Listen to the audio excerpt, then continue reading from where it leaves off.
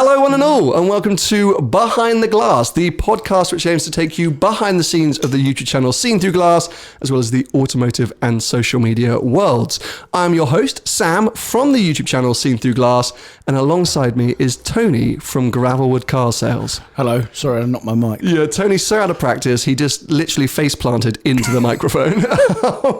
It has been about 18 months since you've been on a Behind the Glass podcast. I know, I can't believe it. Like, embarrassingly and quite upsettingly, people have literally been chanting for your return. Well, I am popular, guys. Yeah. Was it mostly women or? Definitely not. I think we're still at the 99% male audience ratio. But yes, if this is your first time tuning in, welcome to the Behind the Glass podcast. I'm calling this season 3. There's no real sense or logic in that. I just feel like I like a new start. Do you know what I mean? Like I like a new start. And those of you watching on YouTube will know how seriously we're taking this because we've upped our game in terms of studio life. Yeah, this is full production. Full production. I mean, it's still just the two of us. I kind of wish we had people behind the camera. Yeah. But no, it's the two of us. But we are in an official now Behind the Glass studio. It's still a work in progress, I'll be honest. A little bit echoey in here for my liking. And we've got to decorate it a bit more. We've got this big shelving unit behind us that I want to put cool stuff in. I want people to send us cool, quirky stuff we can hang there. Maybe get some logos going. No knickers. Don't send knickers. Mate, it's a male audience. So all we're going to get is boxers. I don't know what podcast you think this is. No, some women listen. Some women do listen. I think they're forced to listen by their husbands or boyfriends on a road trip. But yes, that's kind of our summary. We are back. YouTube, as I say, hopefully you're enjoying our new setting a little bit more. Make sure to subscribe, turn on notifications, because there's going to be quite a few episodes coming from this channel each week. And actually, a little bit later this week, I'll be updating you all on plans for Behind the Glass in 2020. But for now, I just want to get back into it because it's been a while, mate. I mean... We enjoy these. Yeah, well, we enjoy these, but we caught up a little bit during Drive the World, but I still feel like there's a lot for us to catch up on in general. Of course. On a personal level, but also in the automotive world. Yeah, lots. There will be probably a number of your audience that don't know who I am.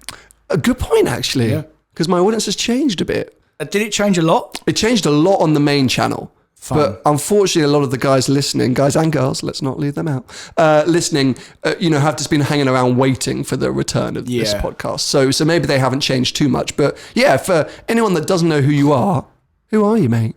So my name's Tony from Gravelwood Car Sales. I'm a motor dealer. Yeah, prestige one. Oh, prestige one, bloody hell. Yeah. Are you a bit like Madonna these days? Do you ever reveal your surname? What? I don't want you to, but I'm just do you? Well, people know me as Tony Gravelwood. I mean, that isn't my surname. That's my company name.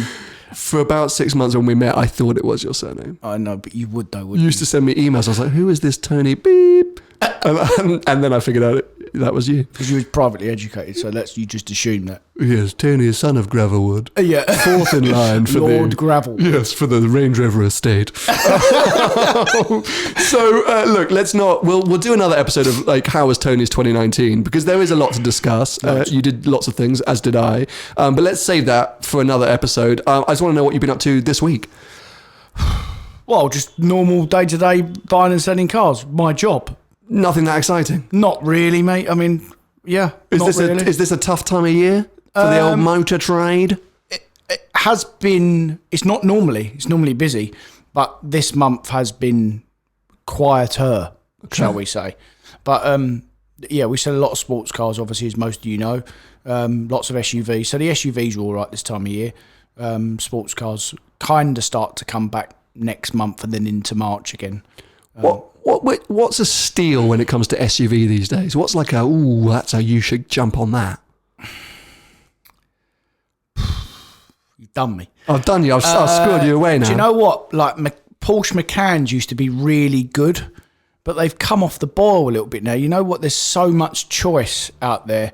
SUVs like Range Rovers used to be really good news, but everyone that's had one's got one, and who hasn't has had it nicked as well. So, things have changed. They have peaks and troughs. So Mercedes will have a run, then Audi, then BMW. Okay. They're all just fighting for that because the biggest market in the country, the SUV market. I mean, we've probably said it before, but It's the biggest market in the country, so. The other one that I'm always intrigued by, what happened to the Stelvio Quadrifoglio?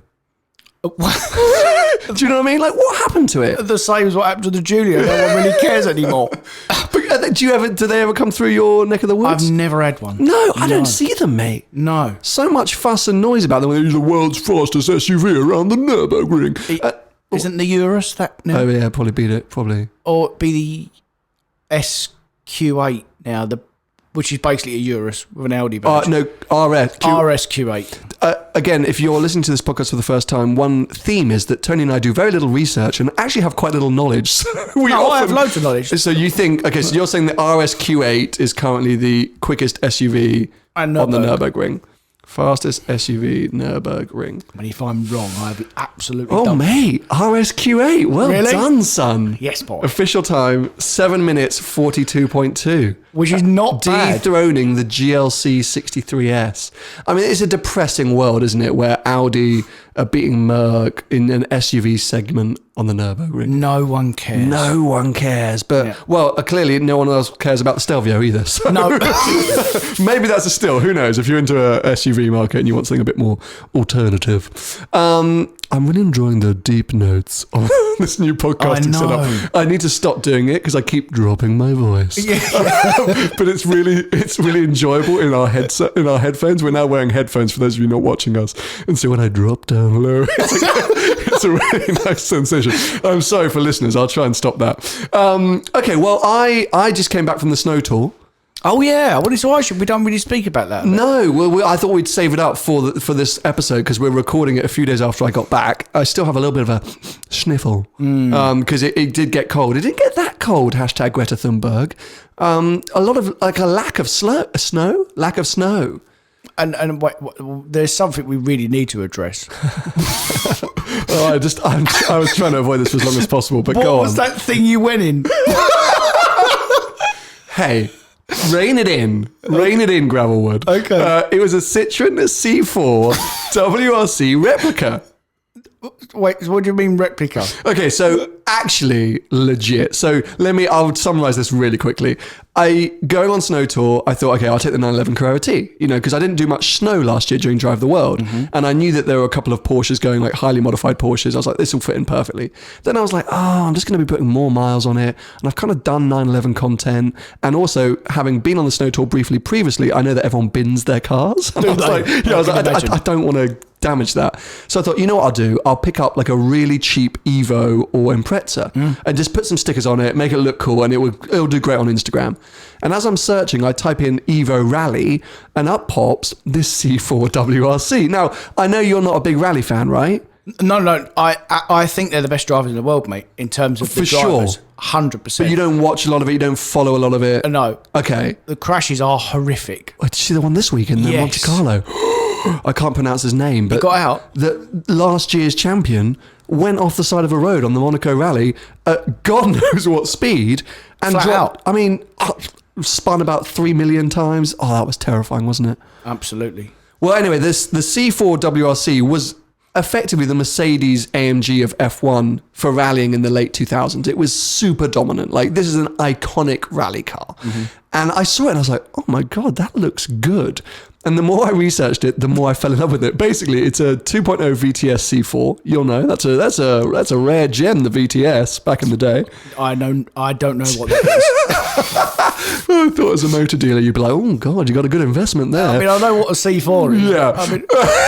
So it had been fitted with it's basically an official Citroen WRC kit. Citroen commissioned a company in the north of England to make I think 10 or 12 kits for promotional use that they put on some cars. And this was one of those kits. So it's a proper legit WRC kit. The entire interior being fully stripped out, suspension fully changed, OZ Racing 18-inch wheels put on, new air intake, ECU tune. It was, okay, it's a C4.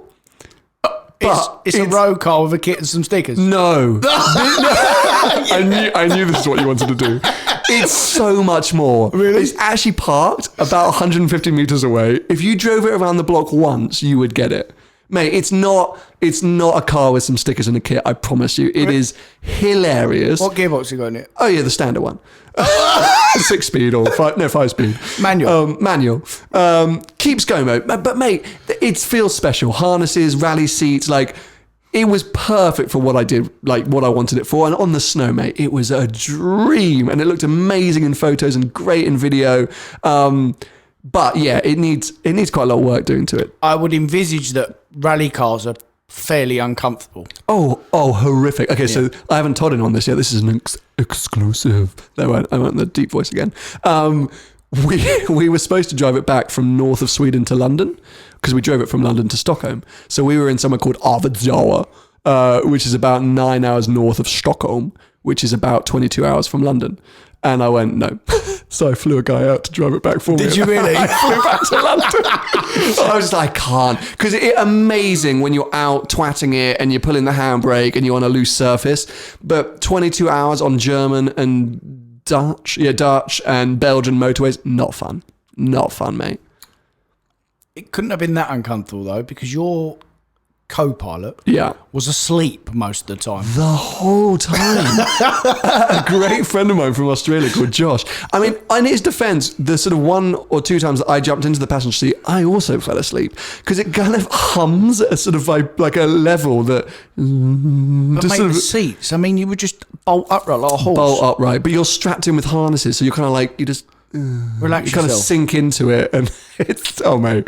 Anyway, I love it, and the audience seem to absolutely love it as well. So right now, I'm investigating #Project C4 Rally Car, and I'm going to see what I can do to make it actually like a real rally car. So you bought it for the snow tour. Yeah, the snow tour's over. The police are coming for Tony, by the way. Just ignore that if he suddenly gets dragged out of the building. No, wait. Why was that so clear? Because the sirens cut through the noise cancelling. We're going to really start to bore the audience right now, but there were sirens passing the studio. I thought they were in here. We've got our headphones on, so we couldn't hear them until they were close enough that the microphones picked up on them. Anyway, sorry, that was an interruption. But yeah, I bought it for the snow tour. I was going to sell it as soon as I got back, but now I'm like, actually, maybe I should try and put a roll cage in it, put a fire extinguisher on it, proper handbrake, proper engine, proper brakes, and see what I can do. Wait. You was going to sell it? Yeah, straight away. Who was you going to sell it to? I hate you so much. And this is why I did not want to talk to you about it. Well, anyway, I had a great time in it. Someone would have bought it. You could sell it to the same bloke that's going to buy Paul's Merchant Lager. Because he obviously ain't got no brains. Paul sent me a photo of his Murcielago last night. No doors on it. Still in bits. I was like, are you going to film one of those? Do you remember Jay-Z and Kanye West did that video in a Maybach with no doors? Yeah. I was like, that's what it looks like. It looks like he's literally going for a scrap heap any day now. It looks like a DeLorean. Oh, bless him. He loves it so much, though. I mean, let him have his moment, right? Okay. So anyway, now we've caught up with what we've been doing over the last week. We're going to take a tiny little 2-second break, and then we're going to come back with our sort of thoughts for 2020, automotive in 2020. What cars we're most excited about, what we're anticipating, just a general chat about the year ahead. So, see you in a second.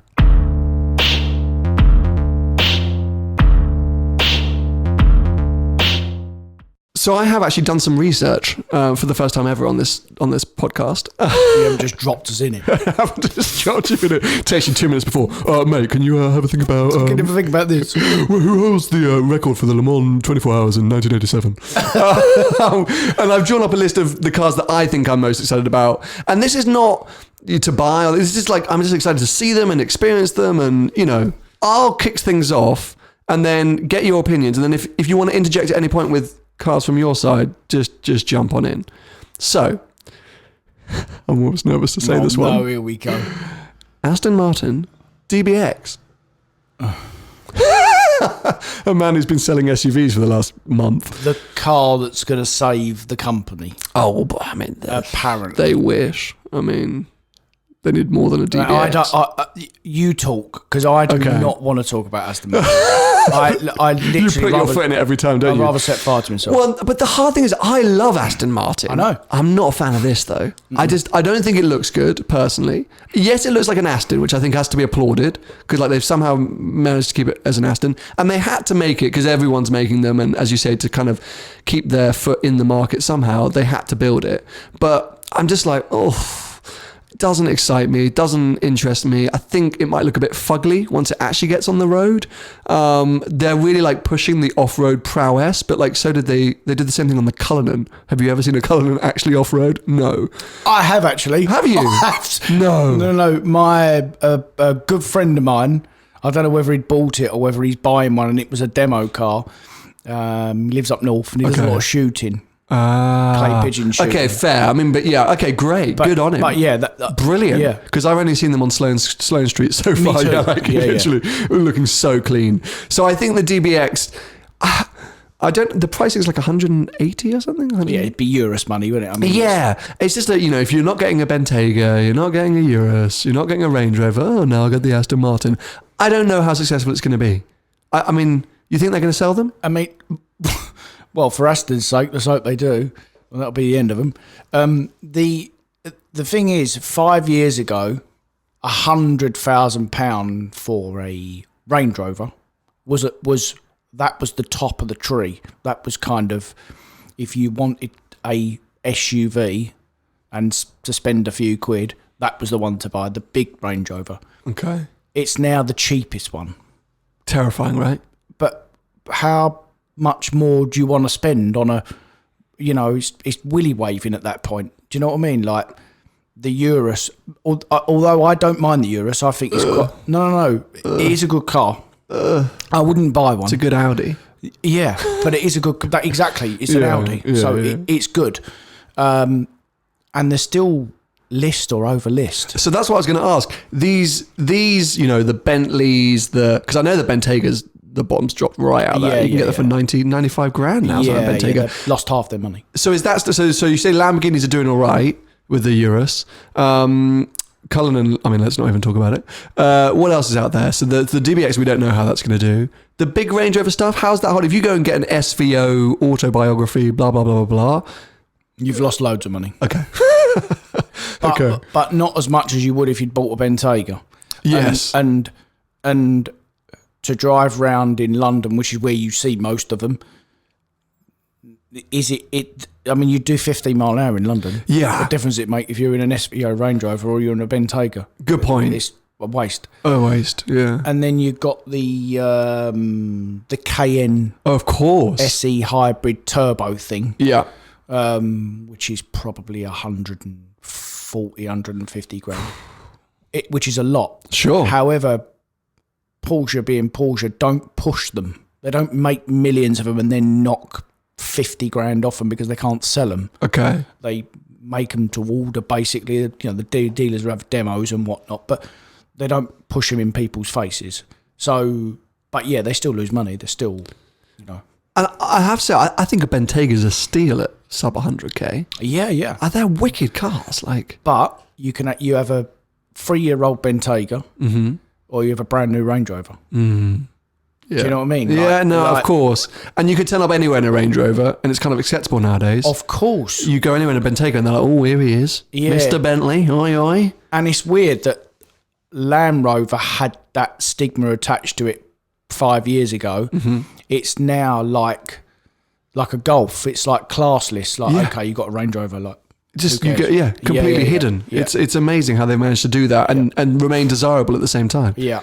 So I think, Tony's top tip for the day is basically buy a Range Rover, but maybe a used one. But yeah, a used one. But honestly, mate, we've said this before. There is a car for everyone now, like literally everyone. Terrifying, isn't it? Yeah. And it makes them all less desirable. Of course, in my opinion. Of course, because there's just one of everything. Yeah, like Mercedes have just bring this new SUV. I didn't even know about it. It's a GLB. Oh yeah, GLB. I mean, what? I mean, why? Why? Who needs it? I mean, well, somebody does, but it's a GLC. But from what I can gather, I've not seen one. It's a GLC with 7 seats. Yeah. So what does that compete with? The Discovery Sport, I guess. Sure, but who cares? Why? Yeah. Because for some reason somebody in some kind of office somewhere went, who we're losing to? Oh no, the Land Rover. Yeah. I don't know why they're kind of French and German and very continental. Okay, well, talking about a car for everyone or a car that does everything, let's mention the new RS6. which you stole my thunder a bit, which was one of my cars Okay. that I'm looking forward for the year. So, we've just gone about, big brands, big cars that lose a ton of money. RS6, my first point before I let you run away with it, is it seems expensive. Is it? ? Go. It is expensive. So there is a launch model car out now. I know a bit about these, actually. Amazing. That's why I'm letting you take over. I was having a drink of water. Because you don't like them. There's a launch model car out now, which has basically got everything you'd want. And it's about 104 to 106 grand. There was a Vorsprung model, which is 115, I believe, and that's got everything. It doesn't want to have ceramics, but what do you want ceramics for? They are expensive compared to the old one. They're about 15 to 20 grand more than the old car. Okay. However, when you look at the old car, there's still a good one is still mid-40s, 50 grand. A good one with 30,000 miles on it. They will have to be, in 3 years, 10 or 15 grand more than that. So the depreciation will be the same, percentage-wise. It's just that there'll be more money. Okay. That's how it works, basically. Okay. So, because everything's bought on finance nowadays. Sure. So they'll just have a bigger balloon on them. A bigger balloon? That's just what happened. Is it worth going and getting one? I would like one, but I'm not paying £115,000 for an estate Audi. I shall hang on a minute and wait till they're a year old when they're 80 grand, because that's what's going to happen. Well, what about that E63S that you had? When was that? That wasn't long ago. Well, this is my point. So you've got that E63S, and what I think at the moment is the best all-round car, the new M5 Comp. Ooh, I love that thing. What a car. I love that thing. I had that for a week in Bulgaria last year, and mate, it's hands down. Unbelievable. Now, and it's 7 cars in one, I think. Yes. Just haven't got the boot space, but anyway, yes. Yeah. But so the RS6 will then probably take that prize. It will be the best all-round car because of the boots. There'll just be a couple of bits better. But it's 110 grand. Ooh. I've just sold a new shape M5. Not competition? Competition. Yeah, so I had a non-comp. And I've had... Oh, wow. Somebody really revving it up. It was a motorbike. That really was someone gunning it past our window. Anyway, so you just... Not past the window, go in the wall. There's a car park out there. We're going to have to look at some more soundproofing in here, I think. Anyway, so yes, M5 competition, you just sold. So I just sold one. It was similar money to the RS6 new, about 105 grand. So it was a 19 plate car, so it wouldn't have been a year old with 7,000 or 8,000 miles on it. I sold it for 65 grand. Wow. I mean, honestly, when I drove it back, when we picked it up, I thought, you cannot get a better car than this. It's unbelievable. Unbelievable, mate. Yeah. Well, and what a lot of fun to have for that kind of money. But they're going to keep going down there, right? I mean, 65, that'll be 40 in a couple of years. Okay, so I've got a last of the old shape car coming in now. Okay. As we speak, coming in part exchange with 40,000 miles on it. It's a 66 plate, and that will go up for sale at 30 grand. Okay. So it's half again for a 4-year-old car.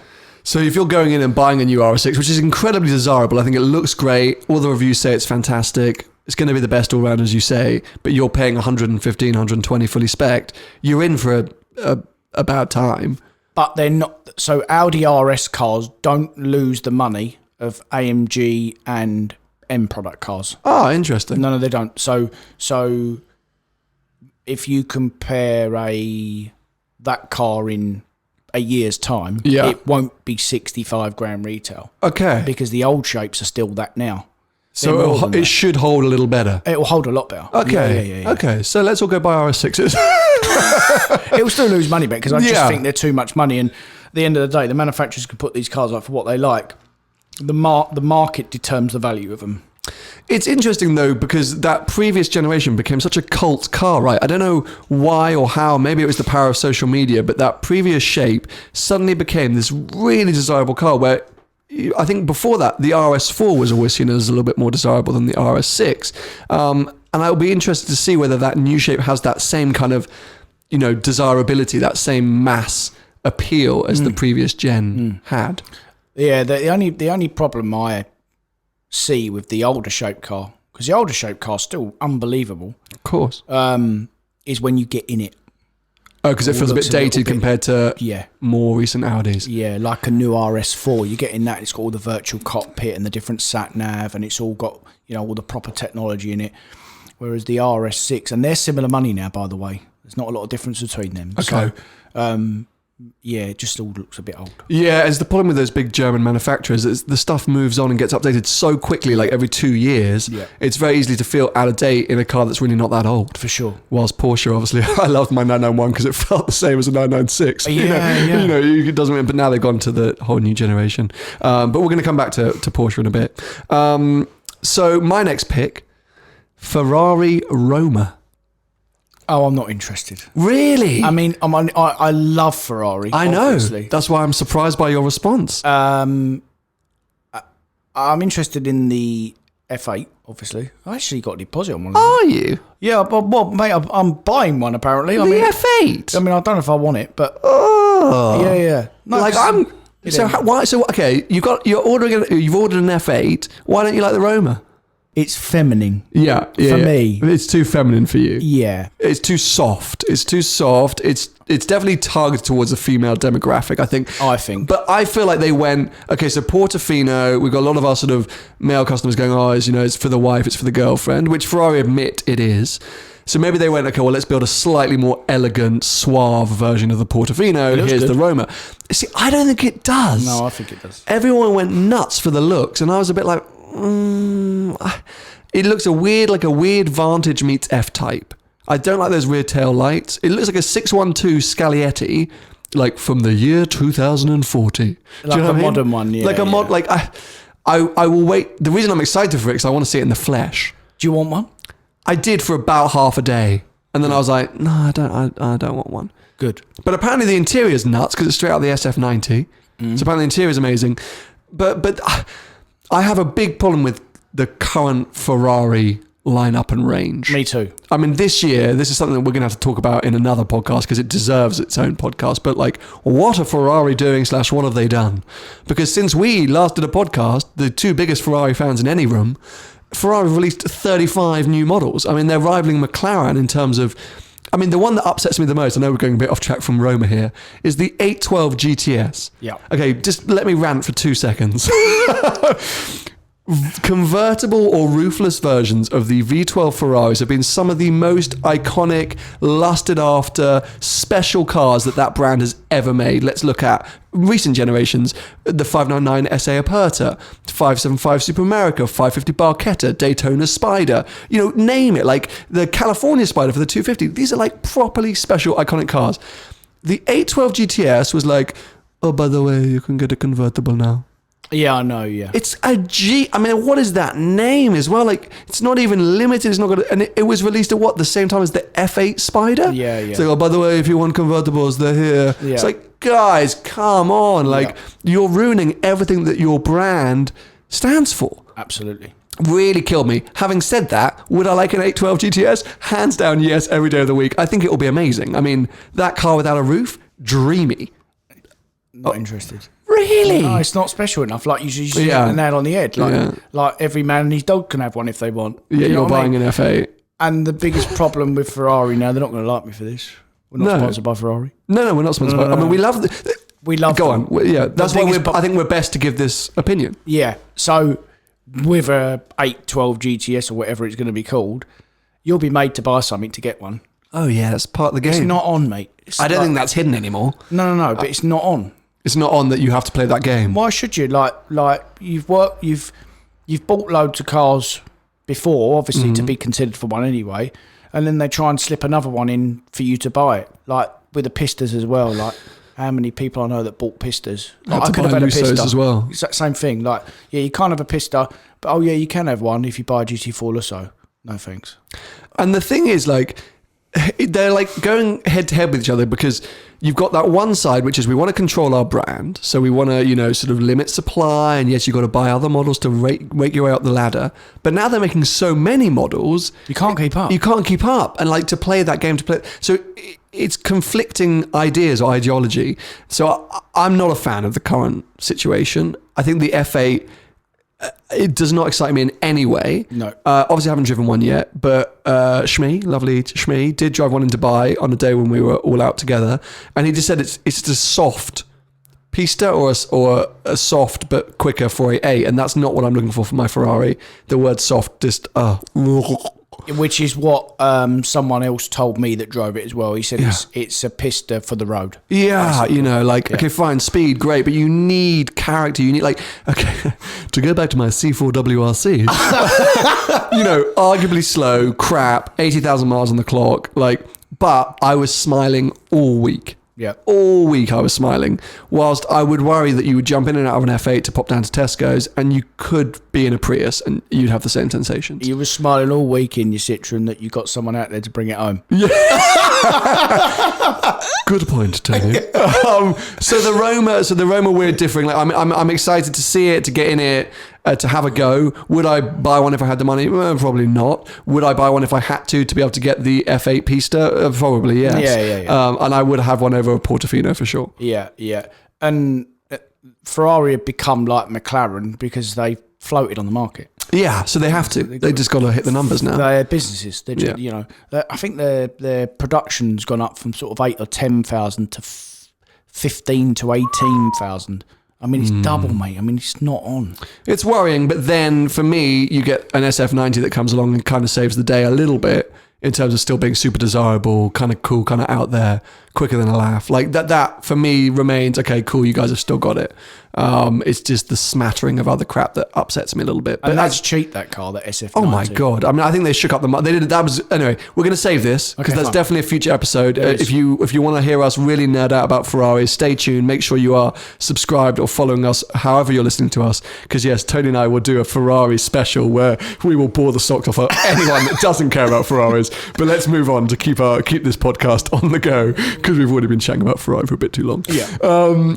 I want to talk about another sort of GT car though, which is the updated Jaguar F-Type. I haven't seen one yet. Have you seen a picture of one? Yeah, I've seen a picture. Okay. Yeah. They haven't hit the road yet. Okay, fine. So deliveries, I think, expected mid 2020. Okay. What do you think about the way it looks? It looks better than the old car. Do you think? For sure. Yeah. But, it's evolution, isn't it? Is that the right word? Yeah. Evolution. For anyone who hasn't seen it, the back remains almost identical, exactly the same, but the front is sort of been squished down, kind of looks almost elongated, a little bit more E-type-y than F-type-y. I'm struggling. It's a car that's obviously very dear to my heart, having owned that previous F-Type for 18 months or so. I loved it. It was amazing. I have so many memories with it. And it's the car that when people say, what car do you miss the most? I say F-Type. So when I heard that the new one was coming and it was revealed, I was like calling everyone, order me one, get me on the books. And then I had a few days to kind of look at it and mull it over. I'm not convinced it is actually that good looking. I think it's maybe lost something. It looks a tad more generic to me, which maybe I haven't seen a good spec yet. Maybe once I see them on the road.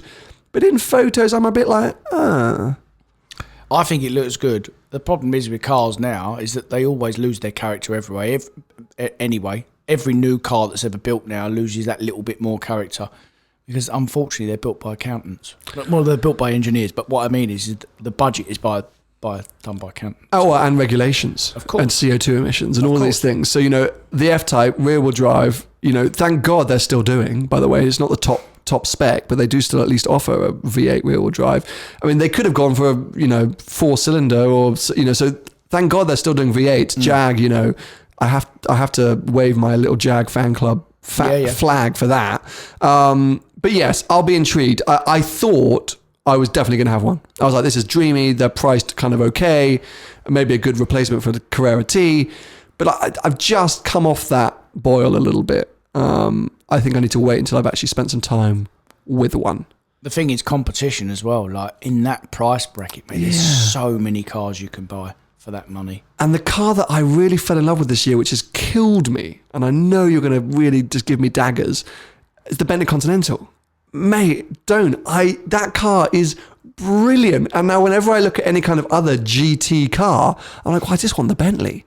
Like, I'm getting the F-Type because I can't afford the Bentley. No, I get it. I do get that. I do. And the V8 car, if it's not out already, is imminent. The Bentley V8? The V8. Yeah, it's out. It's out. Yeah. Yeah, that'll be a proper car. Oh, mate, it's a proper car, but like so comfy, so luxurious, great presence. I think looks good, does everything you need it to do from that kind of car. Okay, you're not going to take it to a mountain road and throw it around a corner, but as a daily smoker, oh my God, it's brilliant. Do you know of any fantastic PCP or lease dealers on those cars? Well, just let them come out for a minute, mate. They will be. You say this, they hold so well, mate. Okay, fine, you spec one up, it's 220, 230, whatever, and they're now down at 160, but then that's where they are, because the previous shape, they're still up at 120 or 130. Okay. So, they're not flying down. So for some sucker like me, my hands are tied. Like, I need it to be like 90. That won't be long. It'll only be, but yeah, Bentley will just say, right, we've decided to sell. They'll obviously just slow production down a bit, but maybe. once they realise that they need to sell some more cars, I think they're desirable. I think people are. I know you knock them, but I think people really like that. No, they're good cars. New shape. Yeah, we sell them. They're good cars. I wouldn't buy one, but I wouldn't buy one personally. But I've got customers that really like them. Yeah, like, but you've been in the new one. You've driven the new one. I've been in the new W12. Okay. I haven't driven the V8, obviously. Sure. Yet. But yeah, I've driven the W12 as Okay. well. I've driven the W12 as well. Yeah, because it's night and day to the previous Continental. Absolutely. Yeah. So anyway, F-Type, I'm just withholding judgment, I think, for now. Shall I keep going? Yeah. Okay. Now this is a query. This is a question. Mercedes Project One, Mercedes hypercar. Is that coming? Supposedly. So this is what have you heard anything on the grapevine about this? Well, I heard last year, can't remember when, that they was potentially not making it. Where I have a friend that's well done. First of all, that's shocking that I've got a friend. I have a friend that's had a deposit on one. A large deposit as well, obviously. Mm-hmm. And he said that they might be giving it back to him because they might not even be making it. But that's the last I heard. That was the last I heard as well. They were scrapping it because they couldn't get the F1 engine to work as a road car. Because it idles too high. It's got to idle at 9,000 RPM, so traffic lights and things like that just wasn't possible. Yeah. So then I then heard that they sent an email out to every prospective customer saying, what engine would you want? We'll build any engine. We just can't do the F1 engine. But then I see all these reports and they're posting about Lewis Hamilton standing next to the car and blah, blah, that it's coming, that they've figured something out and it's coming. So interesting. I don't really know. Like, it would be, hey, if it's what it was supposed to be, which is an F1 engine with F1 tech bodied as a road car, great. Yeah, I mean, amazing, great. Yeah. But for me, it seems a little bit hypothetical at this point. Yeah, and will they sell them if they say, okay, we can't put the F1 engine in it now? I think people will go like, not fast. Yeah, that was the selling point, right? Wasn't it? I think so. Yeah. Yeah. Okay, well, I just wanted to bring that one up because I saw it on a list of cars to be excited about, and I was like, how is that still here, like 4 years later? We're talking about things that we should discover, which could or could not be special enough. The new GT3. Will that be this year or surely next year? At the end of this year, don't you think? Yeah, probably come next year. Yeah, so revealed sort of November, October, November. Yeah. And I'm speaking to Mr. GT3. I mean, let's face it, over the last 2 years, you have become the flag flyer for Porsche. GT3 Porsche products. Yeah, I just think they're the best, mate. They're just, I honestly just think they're the best cars. Do you have a 992 these days?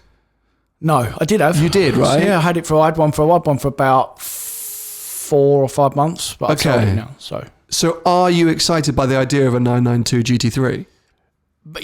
But if it's as good as the 992, it won't be as special.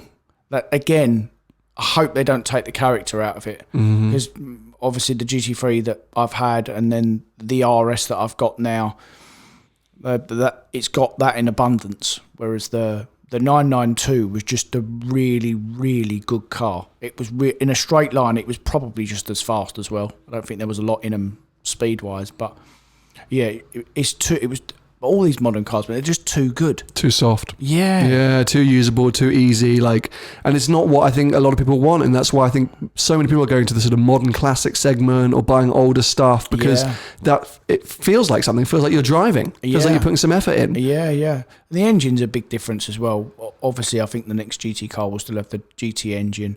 I've got GT4 coming. You know that, right? I think I did know that. Congrats. Yeah, that's coming in March. Are you excited? Well, I had the previous gen that I didn't really like that much. Yeah, I remember. That's why I'm asking you the question. But yeah, we'll see. If I don't like it, I'll sell it. But I'll have a go. You can have it. Yeah, no, I don't want it. I'll have a go. You can have a go. Yeah, no problem. Yeah, we need to talk about my Carrera T after this, by the way. Really? Yeah. You want to get out of it? Yeah. Okay, fine. Anyway, final car on my list, the Toyota Yaris GR4. You do come up with some weird stuff. You just pick the weirdest stuff on the list and go, he wouldn't have thought of that. Do you know what I'm talking about? I know exactly what you're talking about. What do you mean then, Random? This is the most exciting hot hatch for the last 10 years. 260 horsepower. Mate, it's a homologation rally car. You know me and my rally cars these days. Yeah. This thing is mega. I am so excited by the idea of this thing. Limited run? They're not putting a number on it, I don't think. It's a lot of money. Is it? It's 25, 26 grand. I paid 30 grand for an Abarth. Remember that? Oh yeah, you did.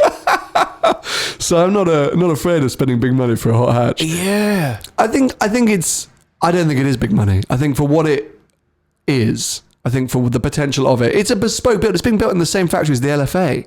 This is not a on the freaking line, Toyota factory. This is a real bespoke, specific, for fundamentally a homologation car, which we haven't seen for a long time. Let's hold our breath until we've driven it. But I do know a few people that went out to the launch. Ollie Webb was there doing a professional job and said it was great. It's so much fun. Dubai on holiday, when he's not Snapchatting Nyla. Yeah, if you're listening, Ollie, we're watching you. We know you. We know exactly what you're doing. Oh, just got to take a little holiday before my next race. Okay. So I think that is going to be a lot of fun. I'm big on the hot hatch thing right now. Manual or auto? Manual.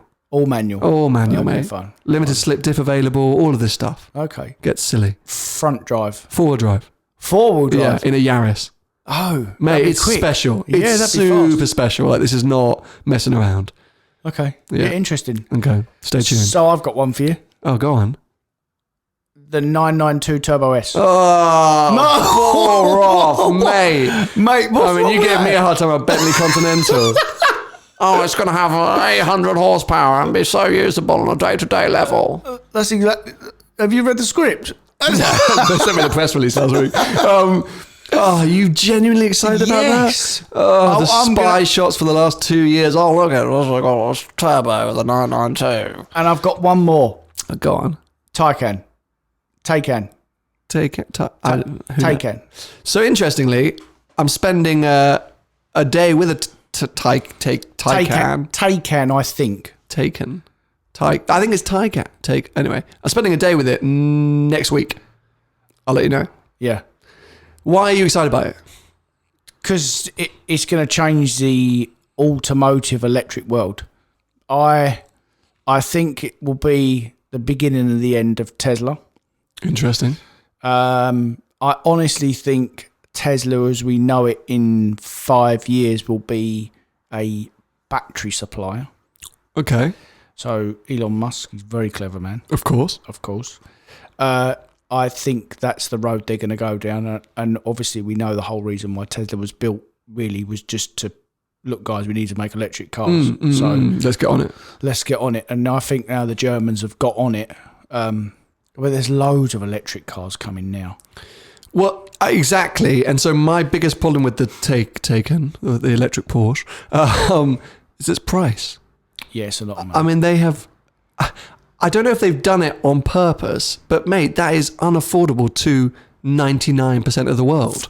But it's no more expensive than the Tesla.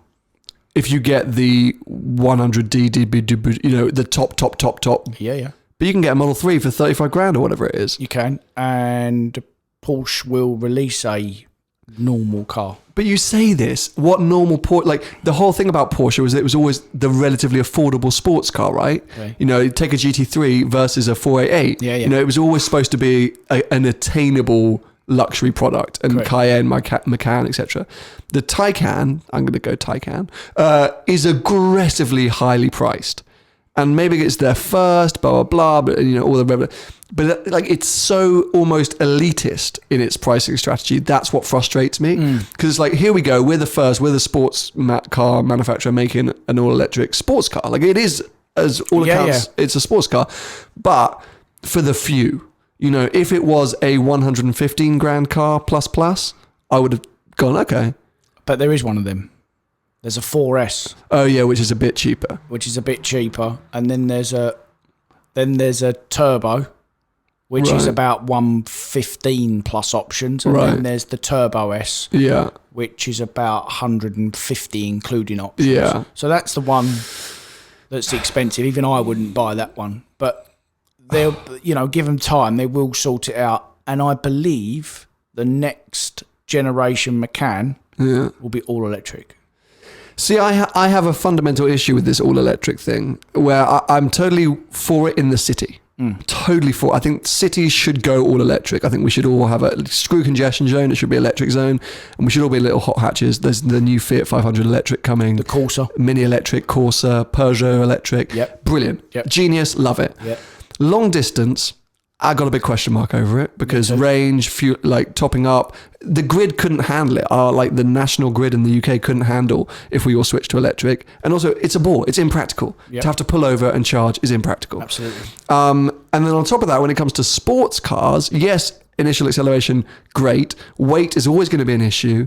And fundamentally, no one wants to go racing in an electric car. No one does. Look at Formula E. As fun as it is as a day out, it's not. People aren't watching it on TV. It's not aspirational. It's a great day out in your city. It's not fast. It's not fast. It's not fast. So I know there are lots of other technologies, and we need to get someone in here for one of our future episodes who's in this space, because there's hydrogen, there's renewable, there's hybrids, there's all of these different techs being looked into. And I just feel like in 15, 20 years' time, we're going to look back and go, don't you remember when everyone started building electric cars? A bit like Blu-ray versus, what was it called? HD DVD? Yeah. Or Betamax versus VHS? Oh, I don't think that electric, I think it's a short-term fix. Agreed. I don't think that's the problem solved now. I think it's, let's do that for now because we need to think of something else. Because if you think of, I was talking to a friend of mine at Audi the other day, and all these Audi dealers, because they've got a couple of electric cars coming, they've got to build these segregation areas for the batteries. And if they get exposed to water or when they're 8 years old, they can self-combust and cause fires. Mate, what are you going to do? You know, what if you get, can you going to take Taycan in 10 years' time that sits there rotting away in the corner of your lot? So they've got an 8, so these electric cars at the moment, all of them, I believe, the full electric cars have got an 8-year lifespan. So after 8 years, as far as I'm concerned, they're not worth anything. You've got to change the batteries. The batteries are 30 grand. I mean, that's the thing. I can't say D words today. Depreciation. Wow, I hope I'm not developing some kind of stammer. You're not turning to me. The depreciation, I think, is hectic. Like, we're talking about RS6s. Like, oh my God, a Taycan, a Tesla, like, horrible. Yeah. Horrible. So... Well, Tesla already know there's a problem because they don't buy used cars, mate. Well, there you go. They don't buy their used cars. You say he's a clever guy. Elon Musk. He's not messing around. No. So that Taycan thing, like, I get it. And yeah, you'll see them smoking around and go, that looks cool. But am I excited by it? No, I'm frustrated by it more than anything. And let's face it, we all know the 911 electric is coming.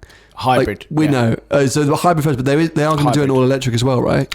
Yeah, so the 992's been built so it can accept batteries. Yeah. There's a platform for it. So either the Generation 2 992 or the next 911 will be hybrid of some sort. Okay. I don't think it'll be full electric, but it'll be a hybrid. It's crazy. Yeah.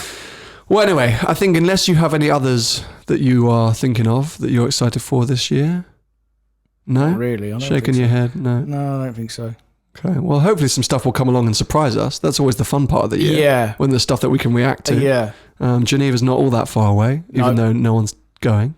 In terms of manufacturers or people. No, they're not, are they? No, everyone's bailed. But we'll do a review of that once it's happened. I don't think I'm going to go to any motor shows this year, mate. Like, I'm not interested. Well, you can see it on the internet 2 weeks beforehand, so what's the point? And you've seen one, you've seen them all. I mean, it's all the same. Yeah. I am going to go to Geneva this year for sure. But apart from that, I'm not entirely sure. But anyway, I think that's probably a good moment for us to bow out and to draw a close to our first podcast of the year, season 3. I think we've done all right. You know what? It's been great. Yeah. I'm happy to be back. And me. I'm loving the new environment, the new setup. A few technical glitches along the way, but we can fix all those, you know. Some heating would be nice. Some heating, some tea and coffee making facilities, but I didn't have much time to get this set up before. Oh, you know what I just noticed for YouTube viewers? There's a little Taycan there, a little Taycan model on the shelf behind us. You know what I've just noticed? Go on. A bottle of beer. It's non-alcoholic. Drive safe, people. Don't drink and drive. Don't drink and drive. But in all seriousness, if you are watching us and you can see this shelving and you've got stuff which you think you want to send us that we can have, I mean, I guess it is free advertising, but also it's nice to decorate the space. Get in touch and I can let you know an address to send it to. We want to make this look really, really cool and have loads of different bits and bobs there. And then, of course, there will be guests. Guests will be coming. Tony and I, your firm fixtures, your regular hosts, will obviously keep bashing out the episodes week by week, but we're going to be bringing different people in, whether it's YouTubers, racing drivers, industry intellectuals, or just people you've never heard of. Let's bring some intelligent people in here. I think that'd be good, wouldn't it? Yeah. We don't know many, but we'll find them. No, there must be people in the industry that have got a bit of sense. Not us. We'll just have to sit here quietly whilst But yeah, lots of exciting things planned. As I say, there'll be another episode midweek where I'll be talking you through a few more plans for this podcast in 2020. But for now, thank you for tuning in. As I say, if you're watching us on YouTube, subscribe, turn on notifications, give us a thumbs up, leave us a comment. And if you're listening to us anywhere, kind of do the same in whatever way you can. 5-star reviews are definitely welcome. We love those, don't we, Tony? Oh, yeah. Love those. And then feel free to share on Instagram, Twitter. Let the world know Behind the Glass is back in a whole new way, back stronger than ever before. Season 3 is going to be fire. I'm looking forward to it. Okay. Catch up soon. Adios, people. Bye-bye.